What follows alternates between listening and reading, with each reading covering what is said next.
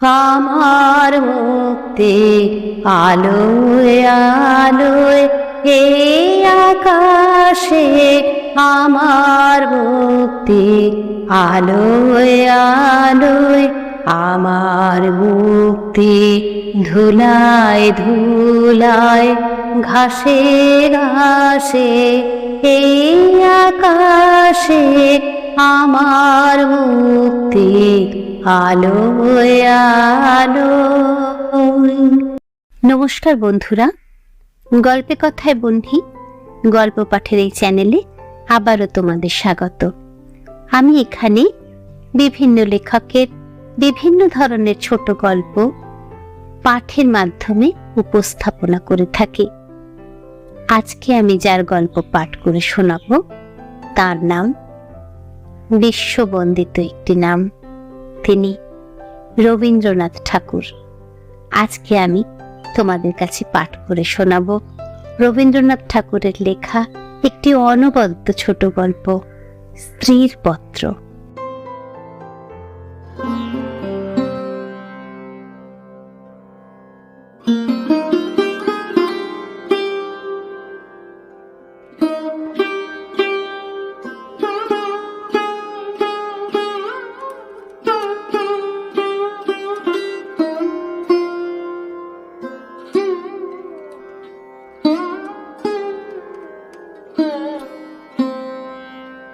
শ্রীচরণ কমলেশু, আজ 15 বছর আমাদের বিবাহ হয়েছে।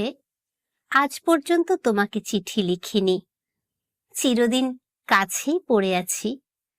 মুখের কথা অনেক শুনেছ, আমিও শুনেছি। চিঠি লিখবার মতো ফাঁকটুকু পাওয়া যায়নি। আজ আমি এসেছি তীর্থ করতে, শ্রীক্ষেত্রে। তুমি আছো তোমার আপিসের কাজে।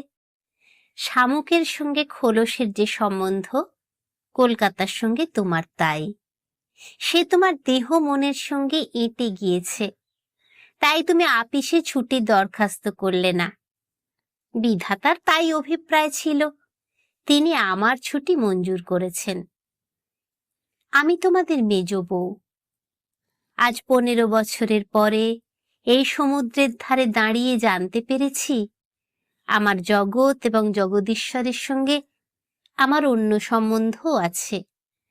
তাই আজ সাহস করে এই চিঠিখানি লিখছি।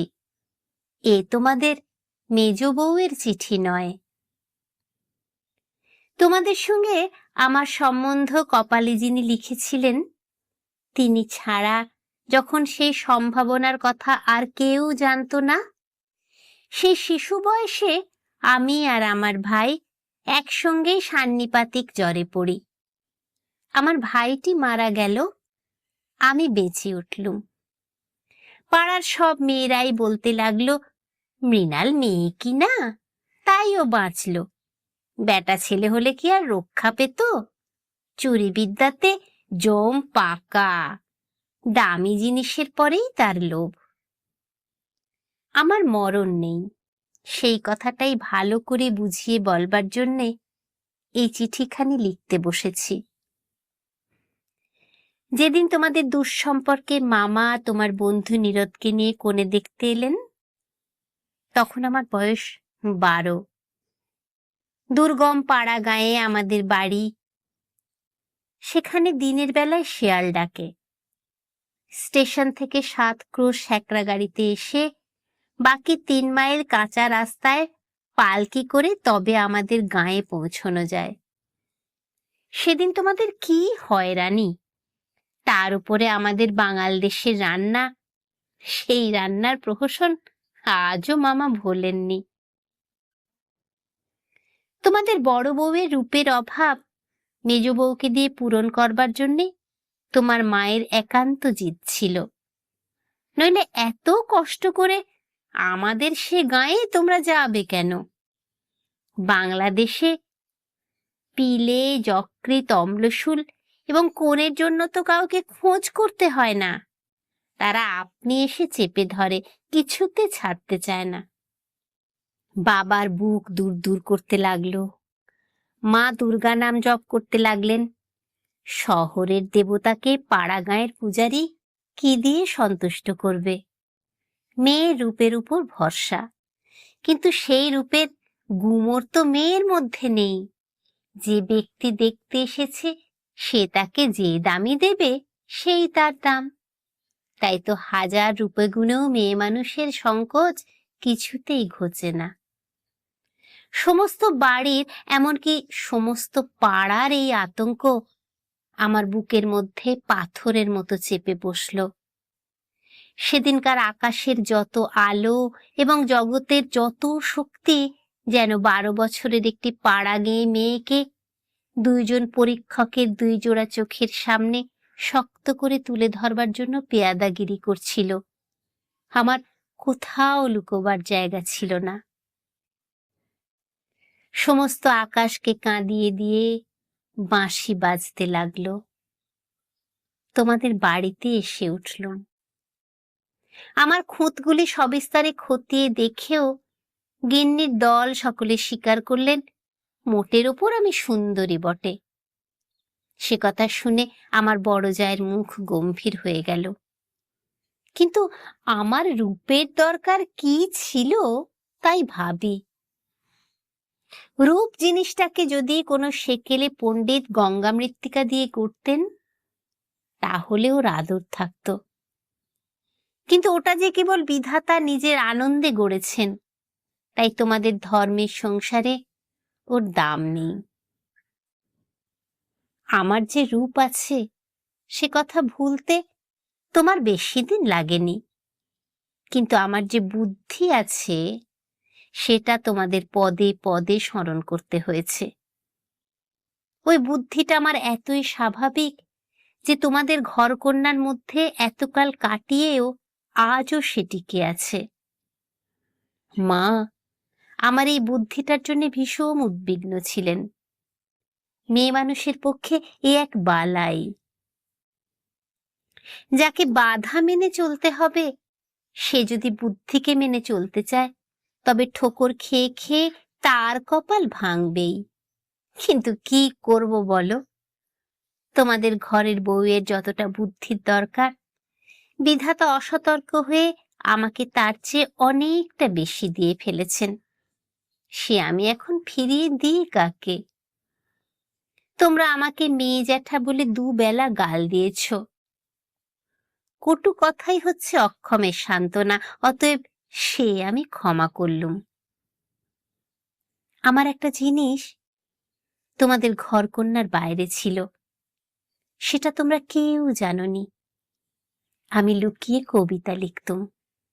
সে ছাইপাঁশ যাই হোক না কেন, সেখানে তোমাদের অন্দরমহলের পাঁচিল ওঠেনি। সেইখানে আমার মুক্তি, সেইখানে আমি। আমার মধ্যে যা কিছু তোমাদের মেজ বউকে ছাড়িয়ে রয়েছে সে তোমরা পছন্দ করনি, চিনতেও পারোনি। আমি যে কবি সে এই 15 বছরেও তোমাদের কাছে ধরা পড়েনি। তোমাদের ঘরের প্রথম স্মৃতির মধ্যে যেটা সবচেয়ে আমার মনে যাচ্ছে সে তোমাদের গোয়াল ঘর।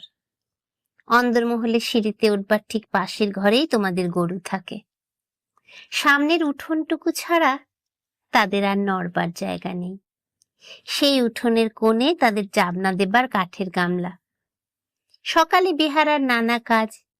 উপবাসী গরুগুলো ততক্ষণ সেই গামলার ধারগুলো চেটে চেটে চিবিয়ে চিবিয়ে খাবলা করে দিত। আমার প্রাণ কাঁদত। আমি পাড়া গাঁয়ের মেয়ে। তোমাদের বাড়িতে যেদিন নতুন এলুম সেদিন এই 2টি গরু এবং 3টি বাছুরি সমস্ত শহরের মধ্যে আমার চিরপরিচিত আত্মীয়ের মতো আমার চোখে ঠেকল। যতদিন নতুন বউ ছিলাম নিজে না খেয়ে লুকিয়ে ওদের খাওয়াতুম।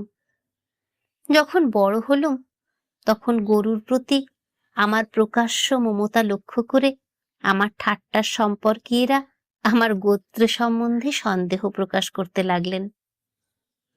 আমার মেয়েটি জন্ম নিয়েই মারা গেল। আমাকেও সে সঙ্গে যাবার সময় ডাক দিয়েছিল। সে যদি বেঁচে থাকতো তাহলে সেই আমার জীবনে যা কিছু বড়, যা কিছু সত্য সমস্ত এনে দিত। তখন মেজ বউ থেকে একেবারে মা হয়ে বসতুম। মা যে এক সংসারের মধ্য থেকেও বিশ্ব সংসারের। মা হবার দুঃখটুকু পেলুম, কিন্তু মা হবার মুক্তিটুকু পেলুম না। মনে আছে, ইংরেজ ডাক্তার এসে আমাদের অন্দর দেখে আশ্চর্য হয়েছিল এবং আতুর ঘর দেখে বিরক্ত হয়ে বকাবকি করেছিল। সদরে তোমাদের একটু বাগান আছে, ঘরে সাজসজ্জা আসবাবের অভাব নেই, আর অন্দরটা যেন পশমের কাজের উল্টো পিঠ। সেদিকে কোনো লজ্জা নেই, শ্রী নেই, সজ্জা নেই। সেদিকে আলো মিটমিট করে জ্বলে, হাওয়া চোরের মতো প্রবেশ করে, উঠোনের আবর্জনা নড়তে চায় না, দেয়ালের এবং মেঝের সমস্ত কলঙ্ক অক্ষয় হয়ে বিরাজ করে। কিন্তু ডাক্তার একটা ভুল করেছিল। সে ভেবেছিল এটা বুঝি আমাদের অহোরাত্র দুঃখ দেয়। ঠিক উল্টো। অনাদর জিনিসটা ছাইয়ের মতো। সে ছাই আগুনকে হয়তো ভিতরে ভিতরে জমিয়ে রাখে, কিন্তু বাইরে থেকে তার তাপটাকে বুঝতে দেয় না। আত্মসম্মান যখন কমে যায়, তখন অনাদরকে তো অন্যায্য বলে মনে হয় না, সেজন্যে তার বেদনা নেই। তাই তো মেয়ে মানুষ দুঃখবোধ করতেই লজ্জা পায়। আমি তাই বলি, মেয়ে মানুষকে দুঃখ পেতেই হবে, এইটে যদি তোমাদের ব্যবস্থা হয়, তাহলে যতদূর সম্ভব তাকে অনাদরে রেখে দেওয়াই ভালো। আদরে দুঃখের ব্যথাটা কেবল বেড়ে ওঠে। যেমন করেই রাখো, দুঃখ যে আছে এ কথা মনে করবার কথাও কোনোদিন মনে আসেনি। আতুর ঘরে মরণ মাথার কাছে এসে দাঁড়ালো, মনে ভয়ই হলো না। জীবন আমাদের কাছে কি বা, যে মরণকে ভয় করতে হবে? আদরে যত্নে যাদের প্রাণের বাঁধন শক্ত করেছে, মরতে তাদেরই বাধে। সেদিন যম যদি আমাকে ধরে টান দিত, তাহলে আলগা মাটি থেকে যেমন অতি সহজে ঘাসের চাপড়া উঠে আসে সমস্ত শিকড় শুদ্ধ, আমি তেমনি করে উঠে আসতুম। বাঙালির মেয়ে তো কথায় কথায় মরতে যায়, কিন্তু এমন মরায় বাহাদুরিটা কি? মরতে লজ্জা হয়, আমাদের পক্ষে ওটা এতই সহজ। আমার মেয়েটি তো সন্ধ্যা তারার মতো ক্ষণকালের জন্য উদয় হয়েই অস্ত গেল। আবার আমার নিত্যকর্ম এবং গরু বাছুর নিয়ে পড়লুম। জীবনটা তেমনি করেই গড়াতে গড়াতে শেষ পর্যন্ত কেটে যেত।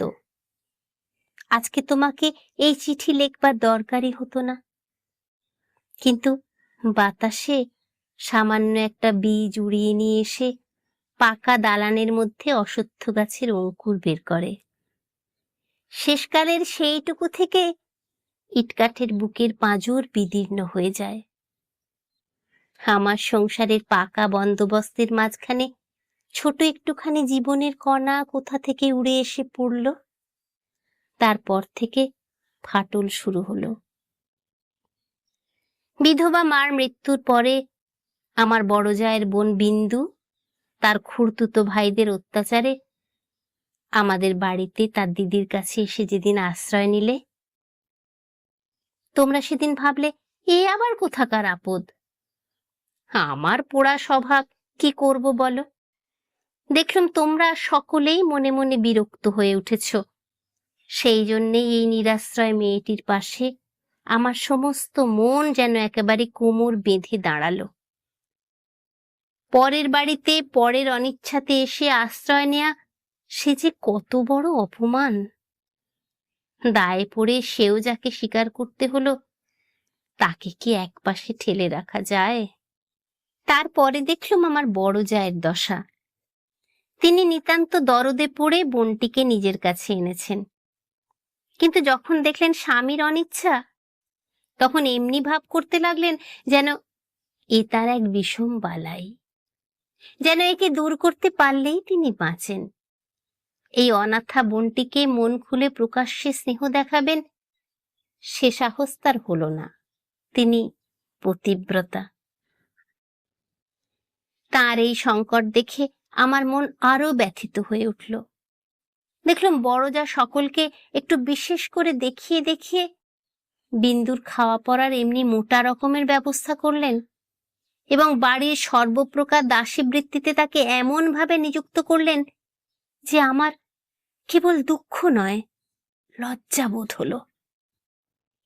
তিনি সকলের কাছে প্রমাণ করবার জন্য ব্যস্ত যে আমাদের সংসারে ফাঁকি দিয়ে বিন্দুকে ভারী সুবিধা দরে পাওয়া গেছে। ও কাজ দেয় বিস্তর, অথচ খরচের হিসাবে বেজায় সস্তা। আমাদের বড় জায়ের বাপের বংশে কুল ছাড়া আর বড় কিছু ছিল না, রূপও না, টাকাও না। আমার শ্বশুরের হাতে পায়ে ধরে কেমন করে তোমাদের ঘরে তার বিবাহ হলো সে তো সমস্তই জানো। তিনি নিজের বিবাহটাকে এ বংশের প্রতি বিষম একটা অপরাধ বলেই চিরকাল মনে জেনেছেন। সেই জন্য সকল বিষয়ে নিজেকে যতদূর সম্ভব সংকুচিত করে তোমাদের ঘরে তিনি অতি অল্প জায়গা জুড়ে থাকেন। কিন্তু তার এই সাধু দৃষ্টান্তে আমাদের বড় মুশকিল হয়েছে। আমি সকল দিকে আপনাকে অত অসম্ভব খাটো করতে পারিনি। আমি যেটাকে ভালো বলে বুঝি আর কারো খাতিরে সেটাকে মন্দ বলে মেনে নেওয়া আমার কর্ম নয়। তুমিও তার অনেক প্রমাণ পেয়েছ। বিন্দুকে আমি আমার ঘরে টেনে নিলুম। দিদি বললেন, মেজ বউ গরিবের ঘরের মেয়ের মাথাটি খেতে বসলেন। আমি যেন বিষম এক বিপদ ঘটালুম, এমনি ভাবে তিনি সকলের কাছে নালিশ করে বেড়ালেন। কিন্তু আমি নিশ্চয়ই জানি তিনি মনে মনে বেঁচে গেলেন। এখন দোষের বোঝা আমার উপরেই পড়ল। তিনি বোনকে নিজে যে স্নেহ দেখাতে পারতেন না, আমাকে দিয়ে সেই স্নেহটুকু করিয়ে নিয়ে তার মনটা হালকা হলো। আমার বড় যা বিন্দুর বয়স থেকে 2-4টে অঙ্ক বাদ দিতে চেষ্টা করতেন, কিন্তু তার বয়স যে 14 কম ছিল না, এ কথা লুকিয়ে বললে অন্যায় হতো না। তুমি তো জানো সে দেখতে এতই মন্দ ছিল যে পড়ে গিয়ে যদি সে মাথা ভাঙত তবে ঘরের মেজেটার জন্যই লোকে উদ্বিগ্ন হতো। কাজেই পিতামাতার অভাবে কেউ তাকে বিয়ে দেবার ছিল না, এবং তাকে বিয়ে করবার মতো মনের জোরই বা কজন লোকের ছিল। বিন্দু বড় ভয়ে ভয়ে আমার কাছে এলো, যেন আমার গায়ে তার ছোঁয়াচ লাগলে আমি সইতে পারবো না। বিশ্ব সংসারে তার যেন জন্মাবার কোনো শর্ত ছিল না, তাই সে কেবলই পাশ কাটিয়ে চোখ এড়িয়ে চলত। তার বাপের বাড়িতে তার খুড়তুতো ভাইরা তাকে এমনই একটি কোণও ছেড়ে দিতে চায়নি যে কোণে একটা অনাবশ্যক জিনিস পড়ে থাকতে পারে। অনাবশ্যক আবর্জনা ঘরের আশেপাশে অনায়াসে স্থান পায়, কেননা মানুষ তাকে ভুলে যায়। কিন্তু অনাবশ্যক মেয়ে মানুষ যে একেবারে অনাবশ্যক, আবার তার উপরে তাকে ভোলাও শক্ত, সেই জন্যে আস্থা করেও তার স্থান নেই। অথচ বিন্দুর খুড়তুতো ভাইরা যে জগতে পরম আবশ্যক পদার্থ তা বলবার জন্যেই, কিন্তু তারা বেশ আছে। তাই বিন্দুকে যখন আমার ঘরে ডেকে পাঠালো, তার বুকের মধ্যে কাঁপতে লাগলো। তার ভয় দেখে আমার বড় দুঃখ হলো। আমার ঘরে যে তার একটুখানি জায়গা আছে সেই কথাটি আমি অনেক আদর করে তাকে বুঝিয়ে দিলুম। কিন্তু আমার ঘর তো শুধু আমারই ঘর নয়। আমার কাজটি সহজ হলো না। 2-4 দিন আমার কাছে থাকতেই তার গায়ে লাল লাল কি উঠল। হয়তো সে ঘামাচি, নয়তো আর কিছু হবে। তোমরা বললে বসন্ত, কেননা ও যে বিন্দু। তোমাদের পাড়ার এক আনাড়ি ডাক্তার এসে বললে আর 2-1 দিন না গেলে ঠিক বলা যায় না, কিন্তু সেই 2-1 দিনে সবুজ হইবে কে? বিন্দু তো তার ব্যামোর লজ্জাতেই মরবার জো হলো। আমি বললুম, বসন্ত হয়তো হোক, আমি আমাদের সেই আঁতুর ঘরে ওকে নিয়ে থাকব, আর কাউকে কিছু করতে হবে না। এই নিয়ে আমার উপরে তোমরা সকলে যখন মার মূর্তি ধরেছ, এমনকি বিন্দুর দিদিও যখন অত্যন্ত বিরক্তির ভান করে পোড়া কপালি মেয়েটাকে হাসপাতালে পাঠাবার প্রস্তাব করছেন, এমন সময় ওর গায়ের সমস্ত লাল দাগ একদম মিলিয়ে গেল। তোমরা দেখি তাতে আরো ব্যস্ত হয়ে উঠলে, বললে নিশ্চয়ই বসন্ত বসে গিয়েছে, কেননা ও যে বিন্দু।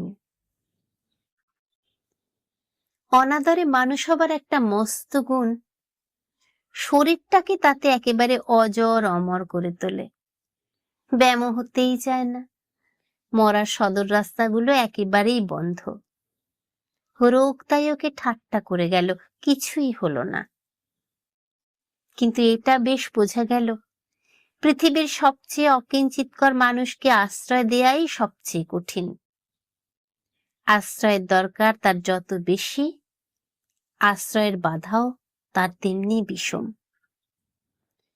আমার সম্বন্ধে বিন্দুর ভয় যখন ভাঙল, তখন ওকে আর এক গিরোয় ধরল। আমাকে এমনি ভালোবাসতে শুরু করলে যে আমাকে ভয় ধরিয়ে দিলে। ভালোবাসার এরকম মূর্তি সংসারে তো কোনোদিন দেখিনি। বইয়েতে পড়েছি বটে, সেও মেয়ে পুরুষের মধ্যে।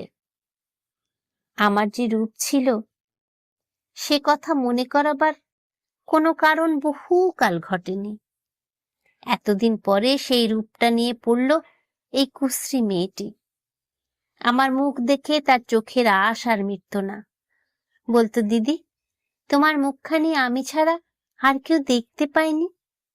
যেদিন আমি নিজে চুল বাঁধতুম, সেদিন তার ভারী অভিমান। আমার চুলের বোঝা 2 হাত দিয়ে নাড়তে চাড়তে তার ভারী ভালো লাগতো। কোথাও নিমন্ত্রণে যাওয়া ছাড়া আমার সাজগোজের তো দরকার ছিল না। কিন্তু বিন্দু আমাকে অস্থির করে রোজই কিছু না কিছু সাজ করাতো। মেয়েটা আমাকে নিয়ে একবারে পাগল হয়ে উঠল। তোমাদের অন্দরমহলে কোথাও জমি 1 ছটাক নেই। উত্তর দিকের পাঁচিলের গায়ে নর্দমার ধারে কোনো গতিকে একটা গাব গাছ জন্মেছে। যেদিন দেখলুম সেই গাবের গাছের নতুন পাতাগুলি রাঙা টকটকে হয়ে উঠেছে, সেদিন জানতুম ধরাতলে বসন্ত এসেছে। আমার ঘরকন্যার মধ্যে অনাদৃত মেয়েটার চিত্ত যেদিন আগাগোড়া এমন রঙিন হয়ে উঠল, সেদিন আমি বুঝলুম হৃদয়ের জগতেও একটা বসন্তের হাওয়া আছে। সে কোন স্বর্গ থেকে আসে? গলির মোড় থেকে আসে না। বিন্দুর ভালোবাসার দুঃসহ বেগে আমাকে অস্থির করে তুলেছিল। একবার তার উপর রাগ হতো, সে কথা স্বীকার করি। কিন্তু তার এই ভালোবাসার ভিতর দিয়ে আমি আপনার একটি স্বরূপ দেখলাম, যা আমি জীবনে আর কোনো দিন দেখিনি। সেই আমার মুক্ত স্বরূপ। এদিকে বিন্দুর মতো মেয়েকে আমি যে এতটা আদর যত্ন করছি, এ তোমাদের অত্যন্ত বাড়াবাড়ি বলে ঠেকল। এর জন্য খুঁত খিটখিটের অন্ত ছিল না। যেদিন আমার ঘর থেকে বাজুবন্ধ চুরি গেল, সেদিন সেই চুরিতে বিন্দুর যে কোনো রকম হাত ছিল, এ কথার আভাস দিতে তোমাদের লজ্জা হলো না।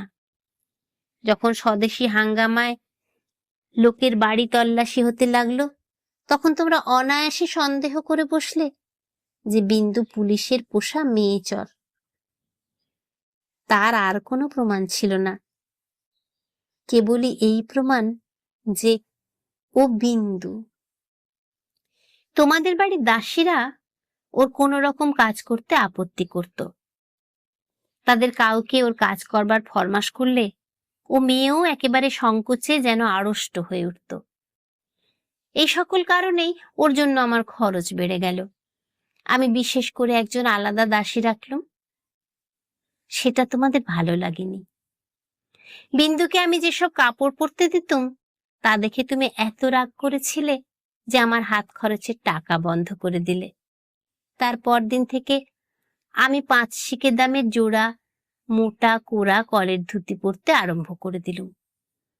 আর মতির মা যখন আমার এঁটো ভাতের থালা নিয়ে যেতে এলো, তাকে বারণ করে দিলুম। আমি নিজে উঠোনের কলতলায় গিয়ে এঁটো ভাত বাছুরকে খাইয়ে বাসন মেজেছি। একদিন হঠাৎ সেই দৃশ্যটি দেখে তুমি খুশি হওনি। আমাকে খুশি না করলেও চলে, তোমাদের খুশি না করলেই নয়, এই সুবুদ্ধিটা আজ পর্যন্ত আমার ঘটে এলো না। এদিকে তোমাদের রাগও যেমন বেড়ে উঠছে, বিন্দুর বয়সও তেমনি বেড়ে চলেছে। সেই স্বাভাবিক ব্যাপারে তোমরা অস্বাভাবিক রকমের বিব্রত হয়ে উঠেছিলে। একটা কথা মনে করে আমি আশ্চর্য হই, তোমরা জোর করে কেন বিন্দুকে তোমাদের বাড়ি থেকে বিদায় করে দাওনি? আমি বেশ বুঝি তোমরা আমাকে মনে মনে ভয় করো। বিধাতা যে আমাকে বুদ্ধি দিয়েছিলেন, ভিতরে ভিতরে তার খাতির না করে তোমরা বাঁচো না। অবশেষে বিন্দুকে নিজের শক্তিতে বিদায় করতে না পেরে তোমরা প্রজাপতি দেবতার শরণাপন্ন হলে। বিন্দুর বর ঠিক হলো। বড়জা বললেন, বাঁচলুম, মা কালী আমাদের বংশের মুখ রক্ষা করলেন। বর কেমন তা জানি নে, তোমাদের কাছে শুনলাম সকল বিষয়েই ভালো। বিন্দু আমার পা জড়িয়ে ধরে কাঁদতে লাগলো, বললে, দিদি আমার আবার বিয়ে করা কেন? আমি তাকে অনেক বুঝিয়ে বললুম, বিন্দু তুই ভয় করিস নে, শুনেছি তোর বর ভালো। বিন্দু বললে, বর যদি ভালো হয় আমার কি আছে যে আমাকে তার পছন্দ হবে? বরপক্ষেরা বিন্দুকে তো দেখতে আসবার নামও করলে না।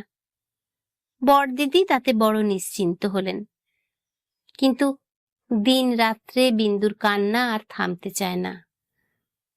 সে তার কি কষ্ট সে আমি জানি। বিন্দুর জন্য আমি সংসারে অনেক লড়াই করেছি, কিন্তু ওর বিবাহ বন্ধ করে দেব এ কথা বলা সাহস আমার হলো না।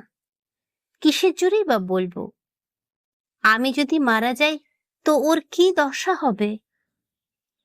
একে তো মেয়ে, তাতে কালো মেয়ে, কার ঘরে চলল, ওর কি দশা হবে সে কথা না ভাবাই ভালো। ভাবতে গেলে প্রাণ কেঁপে ওঠে। বিন্দু বললে, দিদি বিয়ের আর 5 দিন আছে, এর মধ্যে আমার মরণ হবে নাকি? আমি তাকে খুব ধমকে দিলুম, কিন্তু অন্তর্যামী জানেন, যদি কোনো সহজভাবে বিন্দুর মৃত্যু হতে পারত তাহলে আমি আরাম বোধ করতুম। বিবাহের আগের দিন বিন্দু তার দিদিকে গিয়ে বললে, দিদি আমি তোমাদের গোয়াল ঘরে পড়ে থাকব, আমাকে যা বলবে তাই করব, তোমার পায়ে পড়ি, আমাকে এমন করে ফেলে দিও না। কিছুকাল থেকে লুকিয়ে লুকিয়ে দিদির চোখ দিয়ে জল পড়ছিল। সেদিনও পড়ল, কিন্তু শুধু হৃদয় তো নয়, শাস্ত্রও আছে।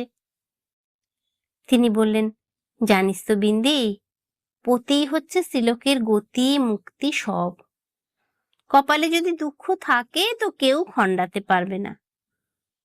আসল কথা হচ্ছে কোনো দিকে কোনো রাস্তাই নেই, বিন্দুকে বিবাহ করিতেই হবে, তারপরে যা হয় তা হোক।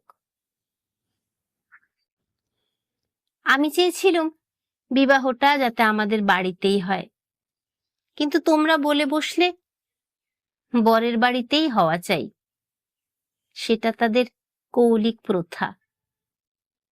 আমি বুঝলুম বিন্দুর বিবাহের জন্য যদি তোমাদের খরচ করতে হয় তবে সেটা তোমাদের গৃহদেবতার কিছুতেই সইবে না। কাজেই চুপ করে যেতে হলো। কিন্তু একটি কথা তোমরা কেউ জানো না,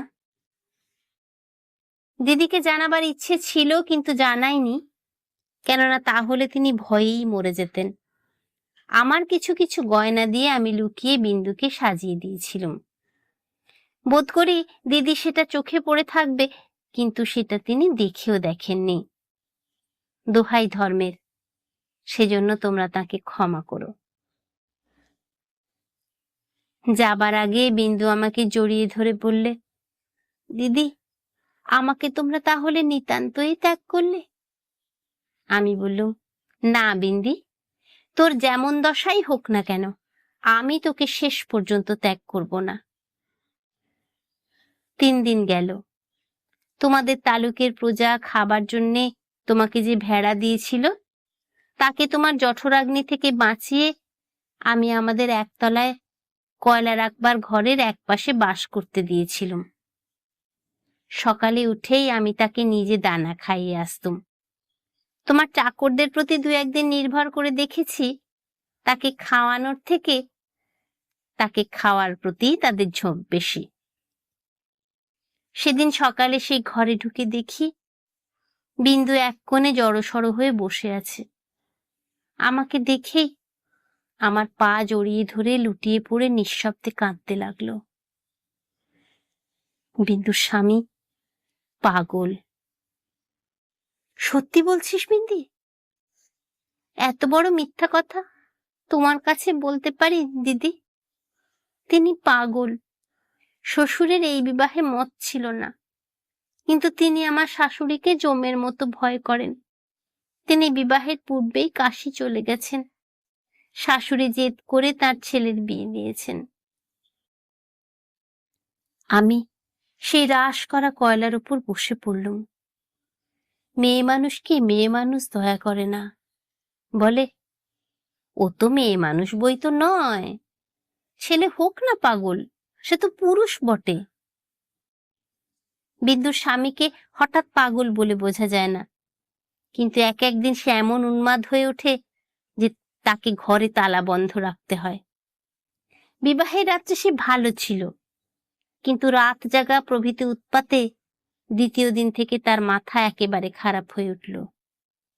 বিন্দু দুপুরবেলায় পিতলের থালায় ভাত মেখে খেতে বসেছিল। হঠাৎ তার স্বামী থালা শুদ্ধ ভাত টেনে উঠোনে ফেলে দিল। হঠাৎ কেমন যেন মনে হয়েছে তার বিন্দু স্বয়ং রাসমণি, বেহারাটা নিশ্চয়ই সোনার থালা চুরি করে রানীকে তার নিজের থালায় ভাত খেতে দিয়েছে, এই তার রাগ। বিন্দু তো ভয়ে মরে গেল। 3য় দিন রাত্রে শাশুড়ি তাকে যখন স্বামীর ঘরে শুতে বললে, বিন্দুর প্রাণ শুকিয়ে গেল। শাশুড়ি তার প্রচন্ড, রাগলে জ্ঞান থাকে না। সেও পাগল, কিন্তু পুরো নয় বলেই আরো ভয়ানক। বিন্দুকে ঘরে ঢুকতে হলো। স্বামী সে রাত্রে ঠান্ডা ছিল, কিন্তু ভয়ে বিন্দুর শরীর যেন কাঠ হয়ে গেল। স্বামী যখন ঘুমিয়েছে অনেক রাত্রে, সে অনেক কৌশলে পালিয়ে চলে এসেছে। তার বিস্তারিত বিবরণ লেখবার দরকার নেই। ঘৃণায় রাগে আমার শরীর জ্বলতে লাগলো। আমি বললুম, এমন ফাঁকির বিয়ে বিয়েই নয়। বিন্দি, তুই যেমন ছিলি আমার কাছে থাক, দেখি তোকে কে নিয়ে যেতে পারে। তোমরা বললে বিন্দি মিথ্যে কথা বলছে। আমি বললুম, ও কখনো মিথ্যা বলেনি। তোমরা বললে, কেমন করে জানলে? আমি বললুম, আমি নিশ্চয়ই জানি। তোমরা ভয় দেখালে, বিন্দু শ্বশুরবাড়ির লোকে পুলিশ কেস করলে মুশকিলে পড়তে হবে। আমি বললুম, ফাঁকি দিয়ে পাগল বরের সঙ্গে ওর বিয়ে দিয়েছে, এই কথা কি আদালত শুনবে না? তোমরা বললে, তবে কি এই নিয়ে আদালত করতে হবে নাকি? কেন, আমাদের দায় কিসের? আমি বললুম, আমি নিজের গয়না বেচে যা করতে পারি করব। তোমরা বললে, উকিল বাড়ি ছুটবে নাকি? এ কথার জবাব নেই। কপালে করাঘাত করতে পারি, তার বেশি আর কি করব? ওদিকে বিন্দু শ্বশুর বাড়ি থেকে ওর ভাসুর এসে বাইরে বিষম গোল বাঁধিয়েছে। সে বলছে সে থানায় খবর দেবে। আমার যে কি জোর আছে জানি নে, কিন্তু কসাইয়ের হাত থেকে যে গরু প্রাণ ভয়ে পালিয়ে এসে আমার আশ্রয় নিয়েছে, তাকে পুলিশের তাড়ায় আবার সেই কসাইয়ের হাতেই ফিরিয়ে দিতে হবে, এ কথা কোনো মতেই আমার মন মানতে পারল না। আমি স্পর্ধা করে বললুম, তা দিক থানায় খবর। এই বলে মনে করলুম বিন্দুকে এই বেলা আমার শোবার ঘরে এনে তাকে নিয়ে ঘরে তালা বন্ধ করে বসে থাকি। খোঁজ করে দেখি বিন্দু নেই। তোমাদের সঙ্গে আমার বাদ প্রতিবাদ যখন চলছিল, তখন বিন্দু আপনি বাইরে গিয়ে তার ভাসুরের কাছে ধরা দিয়েছে। বুঝেছে এ বাড়িতে যদি সে থাকে তবে আমাকে সে ভীষণ বিপদে ফেলবে। মাঝখানে পালিয়ে এসে বিন্দু আপন দুঃখ আরো বাড়ালো। তার শাশুড়ির তর্ক এই যে তার ছেলে তো ওকে খেয়ে ফেলছিল না। মন্দ স্বামীর দৃষ্টান্ত সংসারে দুর্লভ নয়, তাদের সঙ্গে তুলনা করলে তার ছেলে যে সোনার চাঁদ। আমার বড় যা বললেন, ওর পোড়া কপাল, তা নিয়ে দুঃখ করে কি করব? তা পাগল হোক ছাগল হোক, স্বামী তো বটে। কুষ্ঠরোগীকে কোলে করে তার স্ত্রী বেশ্যার বাড়িতে নিজে পৌঁছে দিয়েছে। সতীসাধ্যের সেই দৃষ্টান্ত তোমাদের মনে জাগছিল। জগতের মধ্যে অধমতম কাপুরুষতার এই গল্পটা প্রচার করে আসতে তোমাদের পুরুষের মনে আজ পর্যন্ত একটুও সংকোচ বোধ হয়নি। সেই জন্যেই মানব জন্ম নিয়েও তোমরা বিন্দুর ব্যবহারে রাগ করতে পেরেছ। তোমাদের মাথা হেঁট হয়নি। বিন্দুর জন্য আমার বুক ফেটে গেল, কিন্তু তোমাদের জন্যে আমার লজ্জার সীমা ছিল না। আমি তো পাড়া গেয়ে মেয়ে, তার উপরে তোমাদের ঘরে পড়েছি। ভগবান কোন ফাঁক দিয়ে আমার মধ্যে এমন বুদ্ধি দিলেন, তোমাদের এই সব ধর্মের কথা আমি যে কিছুতেই সইতে পারলুম না।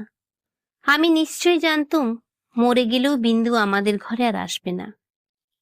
কিন্তু আমি যে তাকে বিয়ের আগের দিন আশা দিয়েছিল যে তাকে শেষ পর্যন্ত ত্যাগ করব না। আমার ছোট ভাই শরৎ কলকাতায় কলেজে পড়ছিল।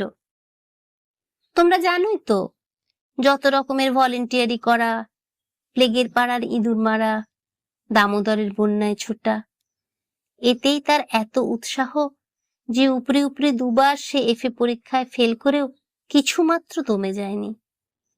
তাকে আমি ডেকে বললুম, বিন্দুর খবর যাতে পাই, তোকে সেই বন্দোবস্ত করে দিতে হবে শরৎ। বিন্দু আমাকে চিঠি লিখতে সাহস করবে না, লিখলেও আমি পাবো না। এরকম কাজের চেয়ে যদি তাকে বলতুম বিন্দুকে ডাকাতি করে আনতে কিংবা তার পাগল স্বামীর মাথা ভেঙে দিতে, তাহলে সে বেশি খুশি হতো। শরতের সঙ্গে আলোচনা করছি, এমন সময় তুমি ঘরে এসে বললে, আবার কি হাঙ্গামা বাঁধিয়েছ? আমি বললুম, সেই যা সব গোড়ায় বাঁধিয়েছিল, তোমাদের ঘরে এসেছিলাম, কিন্তু সে তো তোমাদেরই কীর্তি। তুমি জিজ্ঞাসা করলে, বিন্দুকে আবার এনে কোথাও লুকিয়ে রেখেছ? আমি বললুম, বিন্দু যদি আসতো তাহলে নিশ্চয়ই এনে লুকিয়ে রাখত, কিন্তু সে আসবে না, তোমাদের ভয় নেই। শরৎকে আমার কাছে দেখে তোমার সন্দেহ আরো বেড়ে গেল। আমি জানতুম শরৎ আমাদের বাড়িতে যাতায়াত করে, এ তোমরা কিছুতেই পছন্দ করতে না। তোমাদের ভয় ছিল ওর পরে পুলিশের দৃষ্টি আছে, কোন দিন ও কোন রাজনৈতিক মামলায় পড়বে তখন তোমাদের শুদ্ধ জড়িয়ে ফেলবে। সেই জন্যে আমি ওকে ভাই ফোঁটা পর্যন্ত লোক দিয়ে পাঠিয়ে দিতুম, ঘরে ডাকতুম না। তোমার কাছে শুনলুম বিন্দু আবার পালিয়েছে, তাই তোমাদের বাড়িতে তার ভাসুর খোঁজ করতে এসেছে। শুনে আমার বুকের মধ্যে শেল বিঁধল। হতবাগিনীর যে কি অসহ্য কষ্ট তা বুঝলুম, অথচ কিছুই করার রাস্তা নেই। শরৎ খবর নিতে ছুটল। সন্ধ্যার সময় এসে আমাকে বলল, বিন্দু তার খুড়তুতো ভাইদের বাড়ি গিয়েছিল, কিন্তু তারা তুমুল রাগ করে তখনই আবার তাকে শ্বশুর বাড়ি পৌঁছে দিয়ে গেছে। এর জন্য তাদের খেসারত এবং গাড়ি ভাড়া দণ্ড যা ঘটেছে, তার ঝাঁজ এখনো তাদের মন থেকে মরেনি। তোমাদের খুড়িমা শ্রীক্ষেত্রে তীর্থ করতে যাবেন বলে তোমাদের বাড়িতে এসে উঠেছেন। আমি তোমাদের বললুম, আমিও যাব। আমার হঠাৎ এমন ধর্মে মন হয়েছে দেখে তোমরা এত খুশি হয়ে উঠলে যে কিছু মাত্র আপত্তি করলে না। একথাও মনে ছিল যে এখন যদি কলকাতায় থাকি তবে আবার কোন দিন বিন্দুকে নিয়ে ফ্যাসাদ বাঁধিয়ে বসবো। আমাকে নিয়ে বিষম ল্যাটা। বুধবারে আমার যাবার দিন। রবিবারে সমস্ত ঠিক হলো। আমি শরৎকে ডেকে বললুম, যেমন করে হোক বিন্দুকে বুধবারে পুরী যাবার গাড়িতে তোকে তুলে দিতে হবে। শরতের মুখ প্রফুল্ল হয়ে উঠল। সে বললে, ভয় নেই দিদি, আমি তাকে গাড়িতে তুলে দিয়ে পুরী পর্যন্ত চলে যাব, ফাঁকি দিয়ে জগন্নাথ দেখা হয়ে যাবে। সেই দিন সন্ধ্যার সময় শরৎ আবার এলো। তার মুখ দেখে আমার বুক দমে গেল। আমি বললুম, কি শরৎ, সুবিধে হলো না বুঝি? সে বললে, না। আমি বললাম, রাজি করতে পারলি নে? সে বললে, আর দরকার নেই। কাল রাত্রিরে সে কাপড়ে আগুন ধরিয়ে আত্মহত্যা করে মরেছে। বাড়ির যে ভাইপোটার সঙ্গে ভাব করে নিয়েছিলাম, তার কাছে খবর পেলুম তোমার নামে সে একটা চিঠি রেখে গিয়েছিল, কিন্তু সে চিঠি ওরা নষ্ট করেছে। যাক, শান্তি হলো। দেশ শুদ্ধ লোক চটে উঠল, বলতে লাগলো মেয়েদের কাপড়ে আগুন লাগিয়ে মরা একটা ফ্যাশন হয়েছে। তোমরা বললে এ সমস্ত নাটক করা। তা হবে, কিন্তু নাটকের তামাশাটা কেবল বাঙালি মেয়েদের শাড়ির উপর দিয়েই হয় কেন, আর বাঙালি বীর পুরুষদের কোচার উপর দিয়ে হয় না কেন, সেটাও তো ভেবে দেখা উচিত। বিন্দিটার এমনি পোড়া কপাল বটে, যতদিন বেঁচে ছিল রূপে গুণে কোনো যশ পায়নি। মরবার বেলাও যে একটু ভেবে চিনতে এমন একটা নতুন ধরনের মরবে যাতে দেশের পুরুষরা খুশি হয়ে হাততালি দেবে, তাও তার ঘটে এলো না। মরেও লোকদের চটিয়ে দিল। দিদি ঘরের মধ্যে লুকিয়ে কাঁদলেন, কিন্তু সে কান্নার মধ্যে একটা সান্ত্বনা ছিল। যাই হোক না কেন, তবু রক্ষা হয়েছে। মরেছে বই তো না, বেঁচে থাকলে কি না কি হতে পারত। আমি তীর্থে এসেছি, বিন্দুর আর আসবার দরকার হলো না, কিন্তু আমার দরকার ছিল। দুঃখ বলতে লোকে যা বোঝে, তোমাদের সংসারে তা আমার ছিল না। তোমাদের ঘরে খাওয়া পড়া অসচ্ছল নয়। তোমার দাদার চরিত্র যেমন হোক, তোমার চরিত্রে এমন কোনো দোষ নেই যাতে বিধাতাকে মন্দ বলতে পারি। যদি বা তোমার স্বভাব দাদার মতোই হতো, তাহলেও হয়তো মোটের ওপর আমার এমনি ভাবেই দিন চলে যেত, এবং আমার সতীসাধ্যী বড় জায়ের মতো পতি দেবতাকে দোষ না দিয়ে বিশ্ব দেবতাকেই আমি দোষ দেবার চেষ্টা করতুম। অতএব তোমাদের নামে আমি কোনো নালিশ উত্থাপন করতে চাইনে। এ চিঠি সেজন্যে নয়। কিন্তু আমি আর তোমাদের 27 নম্বর মাখন বড়ালের গলিতে ফিরব না। আমি বিন্দুকে দেখেছি। সংসারের মাঝখানে মেয়ে মানুষের পরিচয়টা যে কি, তা আমি পেয়েছি।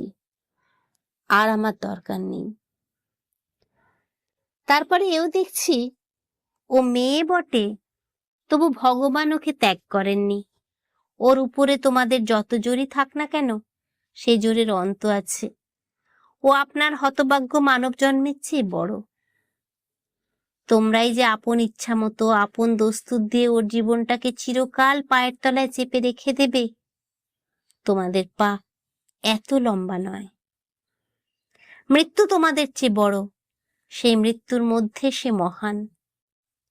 সেখানে বিন্দু কেবল একটি বাঙালি ঘরের মেয়ে নয়, কেবল খুড়তুতো ভাইয়ের বোন নয়, কেবল অপরিচিত পাগল স্বামীর প্রবঞ্চিত স্ত্রী নয়, সেখানে সে অনন্ত।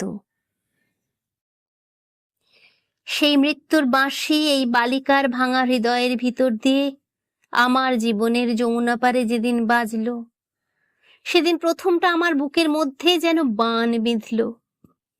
বিধাতাকে জিজ্ঞাসা করলুম, জগতের মধ্যে যা কিছু সবচেয়ে তুচ্ছ, তাই সবচেয়ে কঠিন কেন? এই গলির মধ্যকার চারিদিকে প্রাচীর তোলা নিরানন্দের অতি সামান্য বুদ্বুদটা এমন ভয়ঙ্কর বাধা কেন? তোমার বিশ্বজগৎ তার 6 ঋতুর সুধাপাত্র হাতে করে যেমন করেই ডাক দিক না কেন, এক মুহূর্তের জন্য কেন আমি এই অন্দর মহলটার এইটুকু মাত্র চৌকাট পেরুতে পারিনে? তোমার এমন ভুবনে আমার এমন জীবন নিয়ে কেন ওই অতি তুচ্ছ চৌকাঠের আড়ালটার মধ্যেই আমাকে তিলে তিলে মরতেই হবে? কত তুচ্ছ আমার এই প্রতিদিনের জীবনযাত্রা, কত তুচ্ছ এর সমস্ত বাঁধা নিয়ম, বাঁধা অভ্যাস, বাঁধা বুলি, এর সমস্ত বাঁধা মার। কিন্তু শেষ পর্যন্ত সেই দীনতার নাগপাশ বন্ধনেরই হবে জিত, আর হার হলো তোমার নিজের সৃষ্টি ওই আনন্দলোকের। কিন্তু মৃত্যুর বাঁশি বাজতে লাগলো। কোথায় রে রাজমিস্ত্রির গড়া দেয়াল? কোথায় রে তোমাদের ঘোরো আইন দিয়ে গড়া কাঁটার বেড়া? কোন দুঃখ, কোন অপমানে মানুষকে বন্দি করে রেখে দিতে পারে? ওই তো মৃত্যুর হাতে জীবনের জয় পতাকা উড়ছে। ওরে মেজ বউ, ভয় নেই তোর, তোর মেজ বউয়ের খোলস ছিন্ন হতে এক নিমেষও লাগে না। আমি তোমাদের গলিকে আর ভয় করিনি। আমার সম্মুখে আজ নীল সমুদ্র, আমার মাথার উপরে আষাঢ়ের মেঘপুঞ্জ। তোমাদের অভ্যাসের অন্ধকারে আমাকে ঢেকে রেখেছিলে। ক্ষণকালের জন্য বিন্দু এসে সেই আবরণের ছিদ্র দিয়ে আমাকে দেখে নিয়েছিল। সেই মেয়েটাই তার আপনার মৃত্যু দিয়ে আমার আবরণখানা আগা গোড়া ছিন্ন করে দিয়ে গেল। আজ বাইরে এসে দেখি আমার গৌরব রাখবার আর জায়গা নেই। আমার এই অনাদৃত রূপ যার চোখে ভালো লেগেছে, সেই সুন্দর সমস্ত আকাশ দিয়ে আমাকে দেখছেন। এইবার মরেছে মেজ বউ।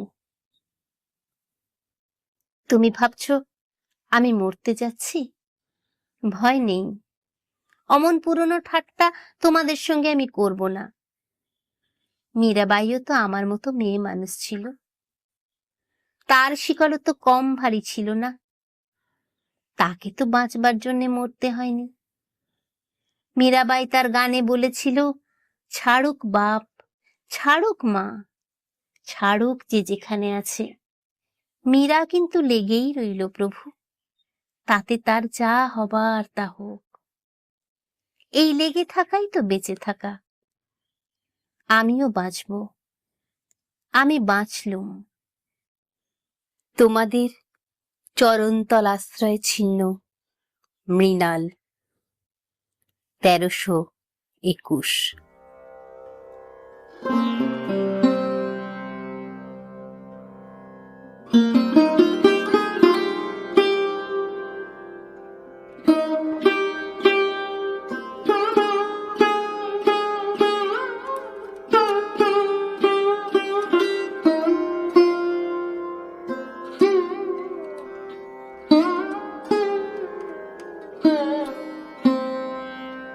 কি অপূর্ব লেখনী, মন প্রাণ উথাল পাথাল করে দেয়।